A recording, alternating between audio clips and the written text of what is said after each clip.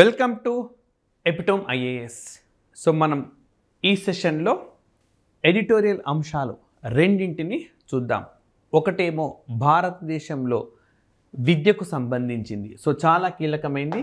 మీరు objective type examinations రాసినా, descriptive type examinations రాసినా కూడా ఉపయోగపడే అంశాలు ఇందులో ఉన్నాయి. అదేవిధంగా మనకు నదులకు సంబంధించి రివర్స్ ఎందుకు పొల్యూట్ అవుతున్నాయి అన్న అంశానికి సంబంధించింది. సో ఈ ఎపిటోమ్ ఐఏఎస్ మీరైతే ఇక్కడ పీడిఎఫ్ చూస్తున్నారో, ఈ పీడిఎఫ్ మీకు కావాలి అని అంటే ఎపిటోమ్ ఐఏఎస్ యాప్లో అందుబాటులో ఉంది. అది కూడా ఫ్రీగానే అందుబాటులో ఉంది, మీరు యాక్సెస్ చేయవచ్చు. అంటే మీకు నేరుగా ఎలాంటి కసరత్తు లేకుండా యాస్టీస్గా డిస్క్రిప్టివ్ టైప్ ఎగ్జామినేషన్లో డంప్ చేసేలా ఉంటుంది. సో దీనికి యాడింగ్ చేసుకోవాల్సి ఉంటుంది మీరు. లైక్ అప్పుడు వచ్చే కరెంట్ ఇష్యూస్ ఏమైనా ఉంటే యాడ్ చేయవచ్చు. సో మొదటి అంశము, భారతదేశంలో విదేశీ విద్య వైపు ఎక్కువగా మొగ్గు చూపుతున్నారు. అంటే పలాని అమెరికాలో చదవాలనో, స్విట్జర్లాండ్లో చదవాలనో, లేకపోతే ఆస్ట్రేలియాలో చదవాలనో వీళ్ళ సంఖ్య క్రమంగా పెరుగుతుంది. మరీ విచిత్రమైన విషయం ఏంటంటే ఇలా ఎక్కువగా చదువుతున్న వాళ్ళలో తెలుగు వాళ్ళే ఎక్కువగా ఉంటున్నారు. సో అది మనం పరిశీలించదగ్గ అంశం. ఇవన్నీ అధికారిక గణాంకాలే చెప్తున్నాయి. రైట్.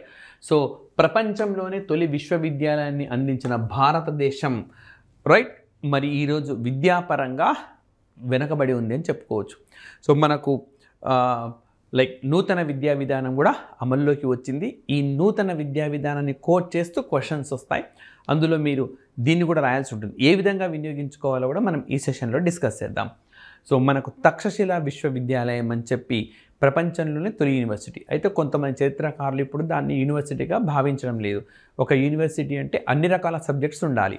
మీరు ఇప్పుడు ఏ యూనివర్సిటీకి పోయినా ఇంజనీరింగ్, మెడిసిన్, ఆర్ట్స్, సైన్స్ సబ్జెక్టులు అండ్ ఎన్నెన్నో ఉంటాయన్నమాట. మరి ఒక్కొక్క సబ్జెక్ట్లో అనేక అంశాలు, ఫిజిక్స్, కెమిస్ట్రీ తీసుకుంటే organic chemistry, inorganic chemistry, drugs, ఇట్లా రకరకాల సబ్జెక్ట్స్ ఉంటాయి. ఇలా అన్నిటినీ బోధించేదే యూనివర్సిటీ. బట్ తక్షశిలలో అంత కాదు అని చెప్తారు. బట్ మనం ఎంతో గొప్పగా చెప్పుకునే చాణక్యుడు, అదేవిధంగా పాణిని, వీళ్ళందరూ, ఇలాంటి గొప్ప వాళ్ళందరూ తక్షశిల విశ్వవిద్యాలయం నుంచి వచ్చిన వాళ్ళే అని కూడా చెప్తుంటారు. అదేవిధంగా నలంద విశ్వవిద్యాలయం, ఇలాంటి ప్రపంచంలో విశ్వవిద్యాలయాల గురించి మాట్లాడితే, విద్య గురించి మాట్లాడితే మొదట భారతదేశం గురించి ప్రస్తావించాలి. అలాంటి భారతదేశం నుంచి ఈరోజు వలస వెళ్తూ ఉన్నారు, అధిక సంఖ్యలో విదేశాలకు వెళ్తున్నారు. సో మరి ఇందులో గణాంకాలను చూడాలి. సో మీరు భారతదేశంలో ఎందుకు విదేశీ యూనివర్సిటీలను ఆహ్వానించినారు? ఇప్పుడు ప్రస్తుతం భారతదేశానికి నూతన విద్యా విధానం ప్రకారం విదేశీ విశ్వవిద్యాలయాలు వస్తున్నాయి. ఆల్రెడీ మనకు యూకే నుంచి స్టాన్ఫోర్డ్ యూనివర్సిటీ అనుకుంటా, మొట్టమొదటి యూనివర్సిటీ అనమాట. స్టాన్ఫోర్డ్ కాదు, సౌతాంప్టన్ యూనివర్సిటీ. కరెక్ట్గా చెప్తున్నాను. సౌతాంప్టన్ అనే యూనివర్సిటీ నూతన విద్యా విధానంలో భాగంగా వస్తున్న మొదటి యూనివర్సిటీ. అదేవిధంగా ఆస్ట్రేలియా నుంచి డెకెన్ యూనివర్సిటీ అనేది మొదలు యాక్చువల్గా డెకెన్ రావాలి, బట్ అగ్రిమెంట్ లేట్ అయింది. రీసెంట్గా ఒక 2 days బ్యాక్ అగ్రిమెంట్ కుదిరిందంట, అది కూడా రాబోతున్నది. విదేశీ యూనివర్సిటీలను రప్పించి ఇక్కడ ఎస్టాబ్లిష్ చేసి మన వాళ్ళు చదువుకునేలా అవకాశం కల్పిస్తున్నాం. ఎందుకు మనమే డెవలప్ చేసుకోవడం లేదు? రైట్. సో ఇలాంటి అంశం రాయాల్సి వచ్చినప్పుడు, లేదా సమస్యకు పరిష్కారం మీరు ఇవ్వాల్సి వచ్చినప్పుడు ఈ గణాంకాలను వినియోగించుకోవచ్చు. సో గణాంకాలు చూస్తే గాన అమెరికాలో భారత విద్యార్థుల సంఖ్య 3.37 lakh. ఇది కేంద్ర ప్రభుత్వం రాజ్యసభలో ఇచ్చిన సమాచారం. సో చైనా కంటే ఎక్కువగా మన భారతీయులే. 2023-24లో తొలిసారి భారత విద్యార్థుల సంఖ్య అమెరికాలో ఉన్న భారత విద్యార్థుల సంఖ్య చైనాను మించి ఉంది. ఎక్కువగా చైనా నుంచి వెళ్ళేవాళ్ళు. ఈసారి ఎక్కువ సంఖ్యలో భారత్ నుంచి వెళ్ళారు. అండ్ 2019లో 6.75 లక్షల మంది విద్యార్థులు విదేశాలకు వెళ్ళారు. అండ్ 2023లో సుమారుగా 13.35 lakhs. కెనడాలో 4.27 lakh. రైట్. సో ఈ విధంగా మనకు ఎందుకు ఇంతమంది, అంటే భారతదేశం నుంచి ఎక్కువగా వెళ్తున్న వారి సంఖ్య కెనడాలో ఎక్కువ ఉంటే తర్వాత స్థానం అమెరికాది. ఎందుకు మన దేశంలో విద్యార్థులు వేరే దేశాలకు వెళ్ళిపోతున్నారు? మరి అంతకన్నా ముందు దేశాల వారీగా విద్యార్థులను చూస్తే యూకే, ఆస్ట్రేలియా ప్రాముఖ్యమైన గమ్యస్థానాలు. రైట్. జర్మనీ, రష్యా, చైనా, మధ్య ఆసియా దేశాలు కొత్తగా రీసెంట్ టైమ్స్లో ఈ దేశాలు కూడా వెళ్తున్నారు. మరి అంచనాలుగానే చూస్తే 2025లో విద్యా ఖర్చు దాదాపు 6 లక్షల కోట్లకు చేరొచ్చు. అండ్ విదేశాలకు వెళ్ళే విద్యార్థులు ఏడాదికి 20 లక్షల మంది మేరకు పెరుగుతారని చెప్పి అంచనా. సో ఇదేమో అంతమంది పెరుగుతారు, రైట్. 2020లో దాదాపుగా 6 లక్షల మందికి చేరవచ్చు. మరి ఎందుకు భారతదేశం నుంచి అతి ఎక్కువగా విదేశాలకు వెళ్తున్నారు? సో ఈ నంబర్స్ కాస్త అటు ఇటు అయినా కూడా మనకు కాన్సెప్ట్ క్లారిటీ అనేది ఉండాలి. సో ఇప్పుడు క్వశ్చన్ ఇట్లా వచ్చింది అనుకోండి, భారతదేశంలో ప్రస్తుతం విద్యా పరిస్థితులను వివరించండి అని. సో నూతన విద్యా విధానం ఆవిర్భవించింది, దేశంలో ఇన్ని విశ్వవిద్యాలయాలు ఉన్నాయి, సో రైట్, సవాళ్ళు ఉన్నాయి. సో ఎక్కువగా భారతీయులు ఉన్నత విద్య కోసం, నాణ్యమైన విద్య కోసం విదేశాల వైపు చూస్తున్నారు. ప్రపంచానికే మొట్టమొదటి విశ్వవిద్యాలయం, ప్రపంచానికే మొట్టమొదటి బౌద్ధ విశ్వవిద్యాలయం, ప్రపంచానికే చదువుకు సంబంధించిన అంశాల్లో ఎన్నింటినో ఆవిష్కరించిన, అందించిన భారత్లో ప్రస్తుతం ఈ పరిస్థితి కారణం ఏంటి? ఇది ఒక సవాల్ అన్నమాట. ఇబ్బందులకు ఏంటి కారణాలు కానీ చూస్తే మన సిలబస్, రైట్, పూర్తిగా కాలం చెల్లిన సిలబస్లు ఉన్నాయి, రైట్. మీరు ఏ యూనివర్సిటీ తీసుకోండి, అడ్వాన్స్డ్ ఇప్పుడు ఆర్టిఫిషియల్ ఇంటెలిజెన్స్ గురించి లేదా అత్యాధునికంగా కనిపిస్తున్న రోబోటిక్స్ గురించి చెప్పడం లేదు. ఎప్పుడో పాతకాలం నాటి చదువులనే చెప్తా ఉన్నారు. సో అది ఇప్పుడు నేటి ఆధునిక తరానికి ఉపయోగపడదు. అంటే వాళ్ళు యూనివర్సిటీల్లో చదివింది ఏదైతే ఉన్నదో అది ఉద్యోగంలో వినియోగించడం లేదు, రైట్. దీంతో నిరుద్యోగులుగా మిగిలిపోతూ ఉన్నారు. అండ్ లేదా డబ్బున్న వాళ్ళైతే ఏదో ప్రైవేట్ కోచింగ్ సెంటర్లో చేరి ఆ చదువు నేర్చుకుంటారు. ఈ డిగ్రీ, ఈ పట్టా మీద బయట నేర్చుకున్న దానిపైన ఉద్యోగాలు సంపాదించుకుంటున్నారు. సో చదివిన చదువుకు ఉద్యోగానికి సంబంధం లేని సంఘటనలు ఎన్నో ఉన్నాయి. బీటెక్ చదివి ఎంటెక్ చదివి కానిస్టేబుల్ ఉద్యోగం చేస్తున్న వాళ్ళు ఎంతోమంది ఉన్నారు. అంటే కానిస్టేబుల్ ఉద్యోగం తక్కువ అని కాదు. సో వాళ్ళు చదివిన చదువు వాళ్ళు చేస్తున్న జాబుకు సంబంధం అనేది లేదు. బీటెక్ చదివినాడంటే టెక్నాలజికల్ ప్రొఫెషనల్ ఆయన. సో ఆయన కొత్త వస్తువులను ఆవిష్కరించాలి, రైట్. లేదా ఆల్రెడీ ఆవిష్కరించిన సంస్థల్లో ఉన్న వస్తువులను మెరుగుపరచాలి. ఆ విధమైన ఉద్యోగాలు చేయాల్సిన స్థానం. అలాంటిది కానిస్టేబుల్ జాబ్స్ కానీ ఎస్ఐ జాబ్స్ కానీ చేస్తున్నారు. వాళ్ళ చదివికి ఈ జాబ్కి సంబంధం అనేది లేదు, రైట్. సో ఎందుకు అనంటే పాఠ్య ప్రణాళికలకు కాలం చెల్లింది. నెక్స్ట్, అధ్యాపకుల కొరత, వనరుల లోపం. సో రిక్రూట్మెంట్ అనేది లేదు. విద్యాలయాల్లో చాలా మేర ఖాళీలు ఉంటాయి, చదువు చెప్పేవారు అనేవారు ఉండరు. ప్రభుత్వం విద్యని ఒక సామాజికమైన అవసరంగా చెప్తుందే కానీ దాన్ని పూర్తి స్థాయిలో గుర్తించి అమలు చేయడం లేదు. సో వనరులు, ఓకే, అతి ముఖ్యమైన ప్రాబ్లం ఏంటంటే వనరులే. నెక్స్ట్, నైపుణ్య అభివృద్ధిలో విఫలమైన విద్యా వ్యవస్థ. ఎంతసేపు బట్టి పట్టే విధానానికి ప్రాధాన్యం ఇస్తుంది కానీ సో స్కిల్ డెవలప్మెంట్ అనేది చేయడం లేదు. నెక్స్ట్, ఉపాధి అవకాశాలపై భరోసా అనేది లేదు. ఇంత చదువు చదివినాక ఏం జాబ్స్ దొరుకుతాయంటే ఆ గ్యారంటీ అనేది ఉండదు.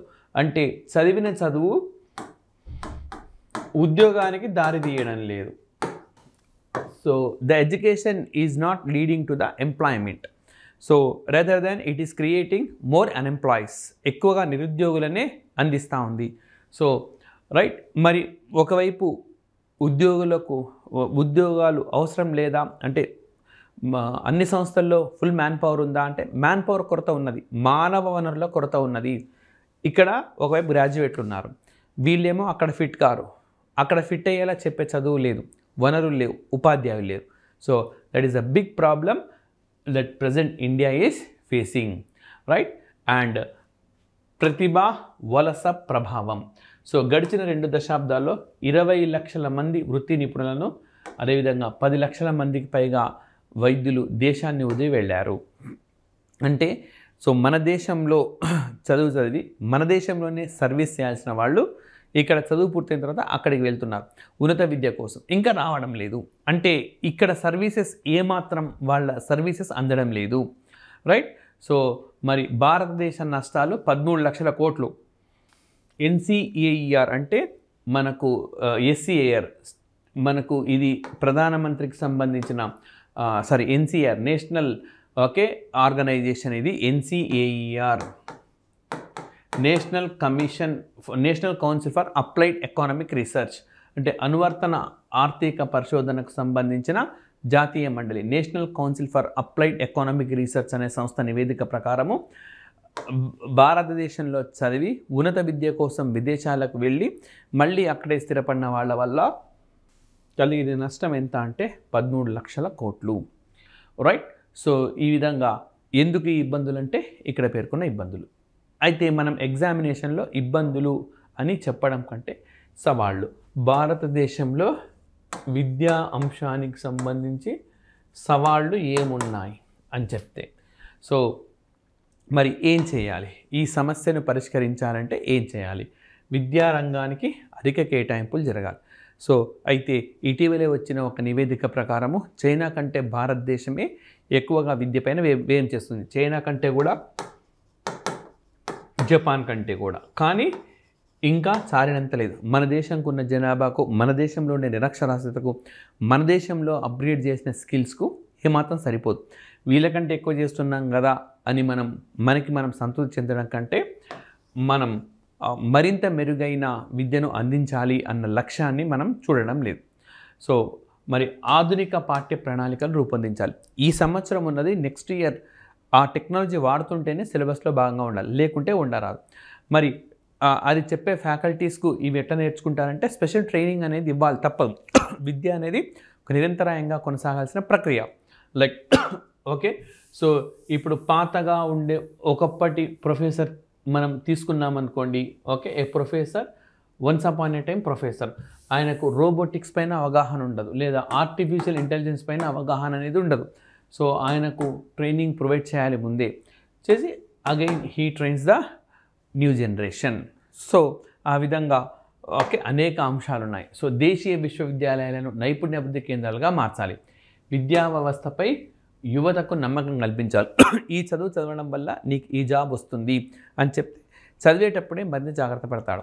సో మనకి ఎట్లా అవుతున్నది ఇప్పుడు, రైట్, వాళ్ళు లైక్ బీటెక్ చదువుతున్నారు, but still they Aspire for other jobs. Like తను డిగ్రీలో చదువుతున్న చదువు సంబంధం లేని కెరీర్ను ఎంచుకుంటున్నారు. ఇంకా చెప్పాలంటే బీటెక్లో ఏ బ్రాంచ్ తీసుకొని ఇవ్వండి, సివిల్ కావచ్చు, ఎలక్ట్రానిక్స్ కావచ్చు, అందరూ చివరికి వెళ్ళేది సాఫ్ట్వేర్ ఇంజనీరింగ్ వైపే. రైట్. మరి బీటెక్ కంప్యూటర్స్ చదివిన వాడు సాఫ్ట్వేర్ ఇంజనీరింగ్, సివిల్ చదివిన వాళ్ళు, ఎలక్ట్రానిక్స్ చదివిన వాళ్ళు, ఎలక్ట్రికల్ చదివిన వాళ్ళు కూడా సాఫ్ట్వేర్ వైపే. అంటే వీళ్ళ చదివిన చదువుకు ఈ కొరత ఉన్నది. దేశంలో నాణ్యమైన సివిల్ ఇంజనీర్ల కొరత ఉన్నది. ఎలక్ట్రానిక్స్లో పరిశోధన చేసే విద్యార్థుల కొరత ఉంది. బీటెక్ చదివేటప్పుడే వీళ్లకు విద్యను ఆ రీతిలో బోధిస్తే, రైట్, నువ్వు బాగా చదవగలుగుతావు. ఎలక్ట్రానిక్స్ రంగంలో అనేక విప్లవాత్మకమైన మార్పులు వస్తున్నాయి, కొత్త వస్తువుని మీరు కనిపెట్టవచ్చు. రైట్. సో ఇలా వాళ్ళని ప్రేరేపించి ఆ దిశగా వెళ్ళడం లేదు. డైరెక్ట్గా చెప్పేస్తారు ఏదైనా మళ్ళీ కంప్యూటర్కి వెళ్ళాల్సిందే కదా, సాఫ్ట్వేర్ వైపుకి వెళ్ళాల్సిందే కదా అన్నది ఓకే చెప్తూ ఉంటారు. సో ఈ విధంగా యువతకు నమ్మకం కల్పించడం ద్వారా కూడా ఈ పరిస్థితిని మెరుగుపరచవచ్చు. అండ్ నెక్స్ట్ వచ్చేసి మనకు నదులకు సంబంధించిన మరొక ఎస్సే. ఇవి రెండు కూడా మనకు ఈనాడులో ప్రచురితమైనవి. ఓకే, మన రెగ్యులర్ సెషన్స్లో Eenadu, Hindu, Indian express, Hindu business line, ఇలా ప్రముఖమైన న్యూస్ పేపర్లకు సంబంధించిన ఇచ్చే ఎడిటోరియల్స్, అది మీకు ప్రిలిమ్స్లో, మెయిన్స్లో అంటే objective type of examinations, descriptive type of examinations అందరికీ ఉపయోగపడేలా అందిస్తాం. సో ఓకే, మరి అసలు ఏంటి ఈ అంశము అనంటే, ఆర్థికాభివృద్ధి, నగరీకరణ, మానవ ప్రేమం పెరుగుతుండడంతో నదీ తీరాలను ఆక్రమించుకుంటున్నారు. ఇప్పుడు తెలంగాణలో హైడ్రా రూపంలో ఇదే చర్చ ఉంది. మూసీ నది పరివాహక ప్రాంతాన్ని మొత్తం ఆక్రమించేసినారు. సో పేదలు ఆక్రమించినారు అండ్ డబ్బున్న వాళ్ళు ఇప్పుడు అన్నీ కూలగొట్టేస్తూ ఉన్నారు. సో డబ్బున్న వాళ్ళకు ప్రాబ్లం లేదు. మరి మధ్యతరగతి, దిగువ మధ్యతరగతి పేదలు తీవ్ర స్థాయిలో ఇబ్బంది పడుతున్నారు. సో ఒక 14 మందితో ఒక కమిటీ కూడా ఏర్పాటు చేశారు. బట్ పునరావాసం ఏ విధంగా, ఎలాంటి ప్రత్యామ్నాయం లేకుండా ముందు చర్య తీసుకొని కమిటీ వేశారు. ముందు కమిటీ వేసి చర్య తీసుకుని ఉంటే బాగుండేది. సో నదీ తీరాల ఆక్రమణ, నదీ కాలుష్యం సమస్యలుగా మారాయి. ఫలితంగా నీటి వనరులు, పర్యావరణం, సమాజంపై తీవ్ర ప్రభావం పడుతూ ఉంది. సో మనకు నదుల ఆక్రమణతో కలుగుతున్న ఇబ్బందులేవి అన్నప్పుడు పర్యావరణపరమైంది, సామాజిక పరమైన అంతరాలు పెరుగుతున్నాయి, సంఘర్షణలకు దారితీస్తుంది. సో ఈ విధంగా అన్ని పాయింట్స్ నీట్గా రాసుకోవాల్సి ఉంటుంది. సో మరి కాలుష్యానికి కారణాలు ఏంటి అంటే, నదీ తీరాల్లో అనుమతి లేకుండా కట్టడాలు నిర్మిస్తున్నారు. రైట్. సో ఎప్పుడు ప్రభుత్వాలు మారినప్పుడు వాటిని కూల్చివేస్తారు. మళ్ళీ యథారాజా తథా ప్రజాగా పరిస్థితి మారుతుంది. అదేవిధంగా నదీ తీరాలకు సమీపంలో ఉండే పరిశ్రమలు. ఈ పరిశ్రమలు వాటి వ్యర్థాలు, పారిశ్రామిక వ్యర్థాలు, మురుగునీటి ప్రవాహాలు నదిలో కలుపుతున్నారు. దీంతో నదుల్లోని నీళ్లు మనకు కాలుష్య మయం అయిపోతూ ఉన్నాయి. రైట్, ఆ నీటితోటే పంటలు పండిస్తున్నారు, ఆ నీటిని తాగుతున్న వాళ్ళు ఉన్నారు. దీంతో అనేక మంది రోగాల బారిన పడుతున్నారు. సో ఒక నదిని రైట్ ఈ విధంగా అనేక సందర్భాల్లో కాలుష్యం చేయడం మూలంగా, విశ్వాసాల మూలంగా తీవ్ర స్థాయిలో ఇబ్బందులు అనేవి ఉన్నాయి. రైట్, సో ప్రస్తుత చర్యలు మనం కొన్ని చూస్తే, for example Namami Ganga, right, కేంద్ర ప్రభుత్వం చేపట్టింది, గంగా నది ప్రక్షాళనకు సంబంధించింది. సో పనులు కాస్త నిదానమైన సమర్థంగా జరుగుతూ ఉన్నాయి. సో అక్కడ విశ్వాసాలు ఉన్నాయి. సో గంగా నది సమీపంలో ఖననం చేయడం అలాంటివి పూర్తిగా అవేర్నెస్ను కలిగించి అటు దిశగా వెళ్ళనీయడం లేదు. అదేవిధంగా నదీ ప్రవాహం మొత్తం ట్రీట్మెంట్ ప్లాంట్స్ అని నిర్మిస్తున్నారు, పెద్ద ఎత్తున ప్రక్షాళన చేపడుతున్నారు. ఈ గంగా నది ప్రక్షాళనకు సంబంధించి మనకు సెప్టెంబర్ ఆర్ అక్టోబర్ యోజన పూర్తి సమాచారాన్ని అందించింది. సో మన క్లాసుల్లో చెప్తున్నది, మీరు you have to add some more points by using either Yojana or Kurukshetra. So వాటిని చదవండి. రైట్, ఈ పాయింట్స్కి ఆ పాయింట్స్ని యాడ్ చేయండి. సో దట్ మీకు ఎలాంటి అంశం పైన ఎస్సే అడిగినా లేదా ఇంటర్వ్యూలలో పెద్ద ఎత్తున ఉపయోగపడతాయి. పైగా మల్టిపుల్ చాయిస్ ఎగ్జామినేషన్స్లో ఎక్కువ క్వశ్చన్స్ మనకు యోజన నుంచి, కురుక్షేత్ర నుంచి వస్తున్నాయి. సో మహారాష్ట్ర ముతా నది, గోదావరి నది తీరంలో పరిశ్రమ వ్యర్థాలు పర్యావరణానికి హాని కలిగిస్తున్నాయి. సో మనం ఇటీవల చూస్తే ఆంధ్రప్రదేశ్లో బుడమేరు, దీంతో పెద్ద ఎత్తున ఆక్రమణలతో ఎంత వినాశనం జరిగిందో విజయవాడ నగరంలో మనం చూస్తే తెలిసిపోతుంది. అదేవిధంగా తెలంగాణలో మున్నేరు వరదలు. ఓకే, తెలంగాణలో మున్నేరుతో ఉమ్మడి ఖమ్మం జిల్లాలో పెద్ద ఎత్తున ముంపునకు గురైనాయి ఇటీవలి కాలంలో పడిన వర్షాలు. ఇది ప్రకృతి కాదు, కేవలం మానవుడు చేసిన తప్పు. ఒక నది ఇలా వెళ్తుంది అంటే దాని కోర్సు ఆక్రమించకుండా ఉంటే, సో ఎక్కువ మొత్తంలో వర్షాలు వచ్చినప్పుడు ఎక్కువ మొత్తంలో నీరు సముద్రంలో కలుస్తుంది. అంతేగాని వర్షాలు లేనప్పుడు ఈ నదీ ప్రాంతాన్ని ఆక్రమించుకొని కట్టే కట్టడాల వల్ల మనకు ఈ ఇబ్బందులనే వస్తాయి. సో తెలంగాణలో మూసీ నది పరివాహక ప్రాంతంలో ఇమ్లిబన్ బస్ స్టేషన్ నిర్మించినారు, మెట్రో రైల్ స్టేషన్ నిర్మించినారు. ఇక నీళ్ళు ఎక్కడికి పోవాలి వర్షం వచ్చినప్పుడు? జనావాసాలపైన ముంచెత్తుతుంది. రైట్, సో పర్యావరణ పరిరక్షణ చట్టం, నీటి కాలుష్య నియంత్రణ చట్టం. సో మనకు చట్టాల అమలు తీరు ఎలా ఉందంటే, ఏమేమి చట్టాలు ఉన్నాయి? పర్యావరణ పరిరక్షణ చట్టం 1986లో వచ్చింది. ఇది నీటి కాలుష్య నియంత్రణ చట్టం, నదుల రక్షణకు మార్గదర్శకాలు. ఇవన్నీ కానీ చూస్తే చట్టాలు అయితే ఉన్నాయి, చాలా కఠినంగా ఉన్నాయి. బట్ చట్టాల అమల్లో లోపాలు ఉన్నాయి. రాజకీయ ఒత్తిళ్లు, అవినీతి, ఇది అతిపెద్ద సమస్య. సో ఒక దగ్గర నదీ పరివాహక ప్రాంతం ఉంది, అధికారులు చెప్తారు, సరే ఈ నదీ పరివాహక ప్రాంతం నిర్మించరాదని, మీరు పర్మిషన్ ఇచ్చేయండి అని రాజకీయపరమైన ఒత్తిళ్ళు వస్తాయి. సో నిర్మిస్తారు. ఓకే, ఎందరో నటులు నిర్మించిన నిర్మాణాలను ఇటీవలే కూల్చివేశారు. సో నటులకు చట్టాలను తెలియవంటే తెలుసు వాళ్ళకు కూడా, కానీ ఓకే ఒత్తిళ్లు తీసుకురావడం ద్వారా ఈ రకమైన ఇబ్బందులు ఎదుర్కొంటున్నారు. సో మరి ఏమాత్రం స్వల్ప విజయాలు సాధించలేదంటే చెప్పినాను కదా, నమామి గంగే. సో ఇందులో కొంచెం విజయం అయితే సాధించింది భారత్. అదేవిధంగా వృషభా నది పునరుద్ధరణ ప్రాజెక్టులు అనుకున్న స్థాయిలో కాకపోయినా మెరుగ్గానే ఈ ప్రాజెక్టులు మనకు ముందుకెళ్తూ ఉన్నాయి. రైట్, మరి పర్యావరణ పరిరక్షణలో ప్రస్తుత చర్యలుగా చూస్తే బఫర్ జోన్లు, రైట్, నదీ తీరాల్లో నిర్మాణాల నియంత్రణ. సో నదీ పరివాహక ప్రాంతం ఉన్నంత దగ్గర ఎక్కడ కూడా ఎంత పెద్దవాళ్ళైనా సరే నిర్మించకుండా కంపల్సరీగా లిమిటేషన్స్, పరిమితులు విధించాలి. అదేవిధంగా జియోస్పేషియల్ డ్రోన్ పర్యవేక్షణ. జియోస్పేషియల్ అనంటే ఎప్పటికప్పుడు ఉపగ్రహాల ఉపయోగంతో మ్యాపింగ్ చేస్తూ ఉండాలి. ఎక్కడైనా అక్రమ కట్టడం వెలిస్తే ఎంబడే సంబంధిత వ్యక్తులపైన చర్య తీసుకోవాలి. సో వేగంగా చర్యలు తీసుకోవడం వల్ల ప్రయోజనం ఉంటుంది. సో ఇప్పుడు జియోస్పేషియల్ అంటే ఉపగ్రహ ఛాయాచిత్రాలు లేవనుకోండి, ఒకరు కట్టేస్తారు, అది ప్రభుత్వం తెలిసేవరకు 3-4 సంవత్సరాలు అవుతుంది. ఈలోపు వాళ్ళని ఏమనలేదు కదా, మనం కూడా ఏమనలేదని కట్టేసుకుంటారు, ఒక కాలనీయే వెలుస్తుంది. అట్లా నదీ పరివాహక ప్రాంతంలో కాలనీస్ని కూడా చూడొచ్చు. ఇప్పుడు మనం ఆ కాలనీస్ కొట్టేసుకుంటూ వెళ్తున్నారు. సో మరి ఇది ఓకే ఇబ్బందికరమైంది. అట్లా కాకుండా ఎప్పటికప్పుడు ఈ జియోస్పేషియల్ టెక్నాలజీతో చేయడం, డ్రోన్లలో కెమెరాలను అమర్చి ఎప్పటికప్పుడు పర్యవేక్షిస్తుంటే అమ్మో పర్యవేక్షణ ఎక్కువగా ఉన్నది, నిర్మించుకోవడం వల్ల మనకు భవిష్యత్తులో నష్టం ఉంటుంది అని చెప్పి ప్రజలు ఆ దిశగా వెళ్ళరు. డబ్బున్న వాళ్ళు కావచ్చు, డబ్బు లేని వాళ్ళు కావచ్చు, రాజకీయ నాయకులు ఎవరు కూడా వెళ్ళరు. మరి కట్టడా మెరుగైన పునరావాస ప్రణాళికతో తొలగించాలి. సో చూడండి, ఓకే ఎలాంటి పునరావాసం లేకుండా తెలిసో తెలియకో కట్టుకున్నారు పేదలు. డబ్బున్న వాళ్ళకి సమస్య లేదు. తెలుసో తెలియకో పేదలు కట్టుకుంటే ఒక్కసారిగా వాళ్ళని వెళ్ళమంటే ఎక్కడికి వెళ్తారు?